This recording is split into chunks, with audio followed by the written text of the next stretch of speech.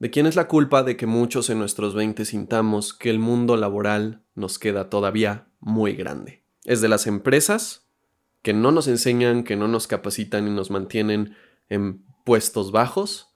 ¿O de nosotros que esperamos salir de la universidad y esperar que ésta nos haya resuelto la vida? Bienvenido a otro episodio, al sexto episodio de este podcast.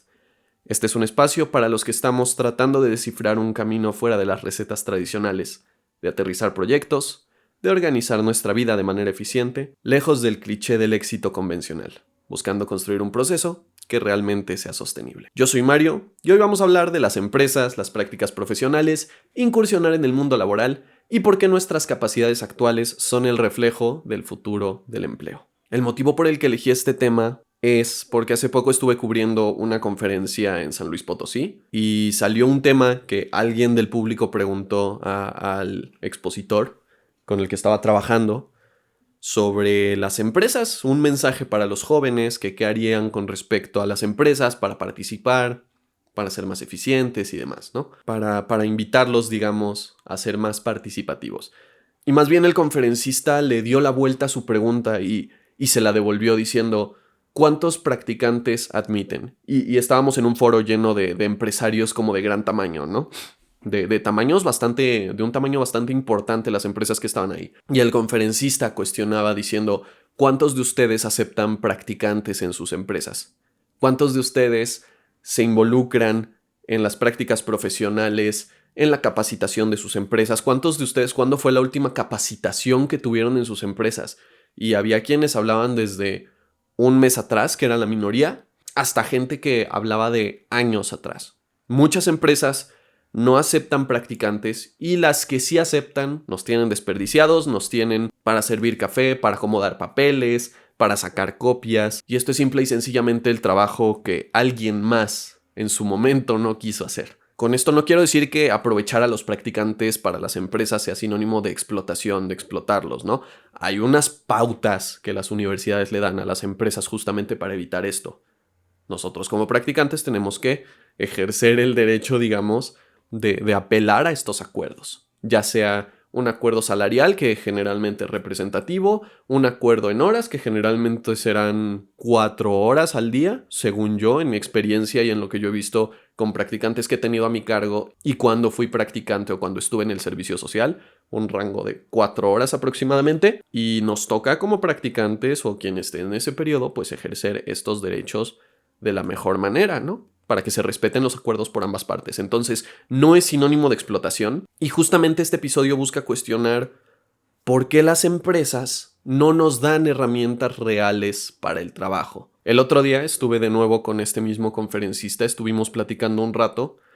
Él estudió un tiempo en Alemania y justamente estábamos diciendo sobre esta cuestión de los estudiantes en general, ¿no? Y él me estaba contando del tiempo que estudió en Alemania y me decía cómo los estudiantes en Alemania, como reciben una beca, y sé que ese es un beneficio muy particular de los países europeos, becas y apoyos y demás, que aquí en Latinoamérica por lo general no tenemos como implícitos con el hecho de estar en una universidad pública o privada. Sin embargo, me decía cómo allá los estudiantes buscan egresar más tarde, no les importa egresar 2, 3, 4 años más tarde. Me decía que es algo muy común ver gente que se está graduando a los 27, 29 años en países como Alemania porque les conviene hacer prácticas profesionales y no en una, sino en varias empresas. Salir más tarde de la universidad les implica también, evidentemente, seguir teniendo el apoyo de la misma. Sin embargo, aquí la parte importante y en la que quiero hacer hincapié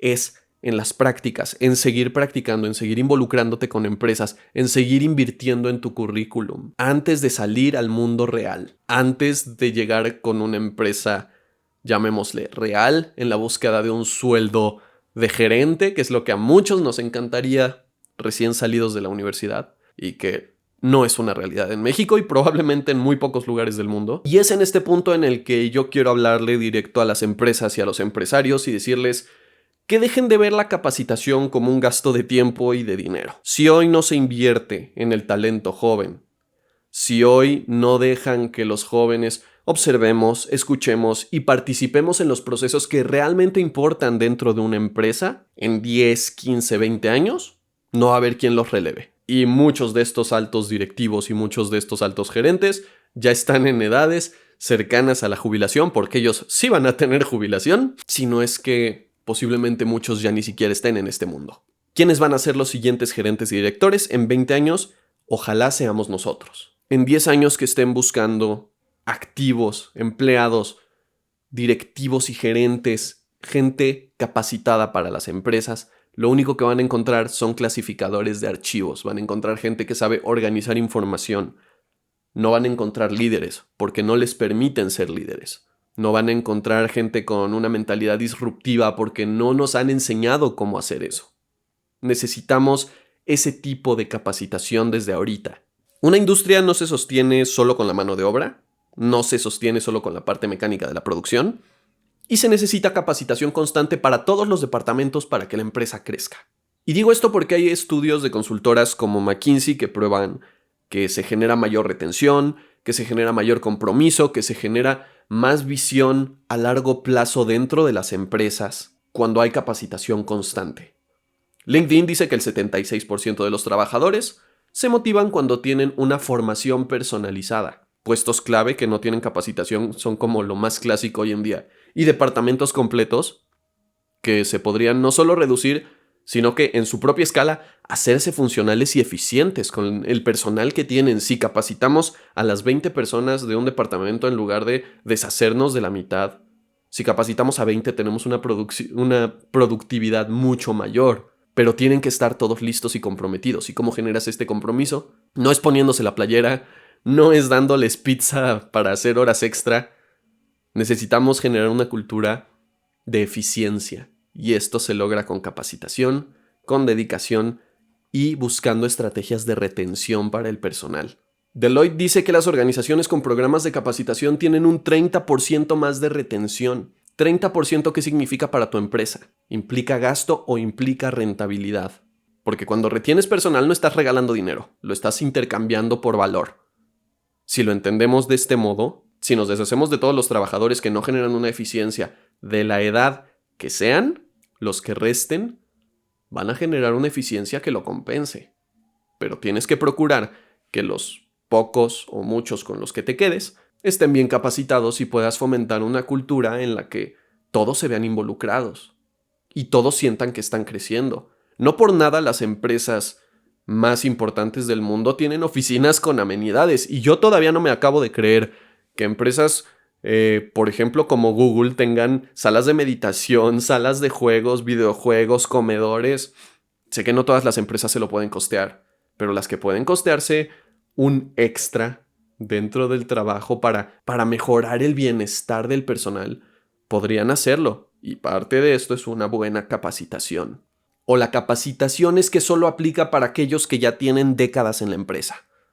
Porque yo no creo, de nuevo, ¿qué va a pasar en 20 años cuando se necesiten nuevos directivos? Pero no quiero que esto solo sea un rant para los empresarios. Quiero decirte a ti que estás en tus 20s, igual que yo, que estás por entrar a la universidad, tienes que dejar de pensar que la universidad te va a dar todas las herramientas. Tienes que dejar de pensar que, bien, el título ayuda, pero no te hace indispensable. Y salir de la universidad no es sinónimo de merecer un sueldo elevado. Ojalá así fuera. No vivimos en una realidad que nos dé estos beneficios y tenemos que afrontarlo como tal. Hacer lo que esté en nuestras manos por modificarlo y hacerlo más conveniente para todos es lo mejor que deberíamos hacer. Pero mientras esa no sea la realidad, tenemos que adaptarnos a ella y en esta lucha por los beneficios, trabajar de la mejor manera que podamos y aportar el mayor valor que podamos aportar, no solo por las empresas, sino por nosotros. Nos hace falta ese chip de pensamiento empresarial aplicado en nosotros mismos. El hambre de eficiencia, de optimización, de ver cómo puedo hacer mi trabajo más eficiente, de mejor manera y más rápido, es algo de lo que muchos carecemos. Y aplica para el empleo y aplica para un emprendimiento, porque a muchos nos gusta la idea de tener negocios propios. Y conocemos la viabilidad de tener negocios propios. Pero no tenemos esta mentalidad que nos permite desarrollar, implementar y refinar procesos. Generalmente los emprendimientos que genera la gente joven los iniciamos solos o con un amigo y con muy poco presupuesto. Entonces, ¿cómo economizamos en estos procesos? Tenemos que aprender cómo implementamos mejoras en estos procesos pequeños. Tenemos que aprender. Y conozco realmente a muy pocos empleados que busquen agilizar su rutina en lugar de fomentar la repetición constante de la misma. Y entiendo que sí, al menos en México, la norma es que el trabajo de oficina sea repetitivo y tedioso. Y yo no estoy diciendo, y mi propuesta no es buscar herramientas para ponerte la camiseta de la empresa, para seguir trabajando horas extra y que te paguen con pizza. No es esa la intención. Hazlo por tu propia ambición. ¿Por qué? Porque tienes ambiciones para hacer otras cosas. ¿Y dónde queda la ambición por el crecimiento profesional? De nuevo, no estrictamente dentro de la empresa. Porque uno puede estar trabajando en una empresa y capacitándose para dentro de la empresa, pero pensamos que toda la capacitación es de uso exclusivo de la empresa. ¿Y qué impacto te deja en tus proyectos personales, en tu vida personal, en tu mentalidad personal? Muchos ignoramos eso y limitamos el conocimiento que tenemos o que adquirimos y no lo ponemos en otras áreas aplicables. Aprende a usar un software, busca cursos por fuera, entiende el negocio, cómo funciona, por qué crece o por qué no crece, de qué carece, porque la búsqueda de superación es de uno mismo, no es la del jefe, no es la de la empresa. La superación es de uno mismo y los beneficios en el resto de áreas se dan por sí solos. Para cerrar este episodio, al final del día las prácticas profesionales son un requisito para que te den el diploma. Pero la experiencia, adquirir la experiencia, es una decisión y una responsabilidad que tomas todos los días. Y tú decides cuándo no conformarte con lo que te enseñan en la universidad. Aquí el consejo es bastante sencillo. Es que si tienes la oportunidad, empieces a trabajar desde antes. Yo lo hice. Claro que mi área me lo permitía, sé que muchas no. Si tienes la oportunidad, te invito a que lo hagas. No esperes a graduarte para entender cómo funciona el mundo, porque te vas a decepcionar cuando llegues a la primera empresa y te pidan 3 años de experiencia recién egresado. La realidad es que cuando te esperas se pone mucho más difícil. El futuro del emprendimiento y del empleo no van a depender de las vacantes que se abran, sino de que nosotros empecemos a ver nuestras propias capacidades como el activo más importante, no solo para las empresas, sino también y sobre todo para nosotros mismos.